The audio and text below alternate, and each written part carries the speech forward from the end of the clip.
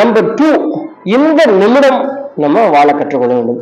பொதுவாக மனிதர்கிட்ட நம்ம கிட்ட எல்லாம் இருக்கிற விஷயம் என்னன்னா, நம்ம ஒண்ணு கடந்த காலத்தை பத்தி கவலைப்பட்டிருப்போம், இல்லைன்னா எதிர்காலத்தை நினைச்சு பயந்துட்டு இருப்போம். பிளான் பண்றேன் அப்படிங்கிற பேர்ல இப்போ இருக்கிற இந்த நிமிடத்தை நம்ம வாழ்றதே கிடையாது.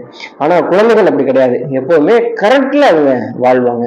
இப்போ இருக்கிற ஹாப்பினஸ் தான் அவங்க ரொம்ப முக்கியம். இந்த மாதிரி ஒரு மனிதன் இந்த நொடியில இந்த நாளை நிகழ்காலத்தை அவங்க வாழ ஆரம்பிச்சாங்கன்னா ரொம்ப நிம்மதியோட இருப்பாங்க அப்படின்னு இந்த ஆய்வறிக்கை சொல்லுது. நாம ஃபாலோ பண்ண வேண்டிய 3வது ஒரு விஷயம், ரொம்ப அவசரமாக மற்றவங்களை நம்ம ஜட்ஜ் பண்ணக்கூடாது.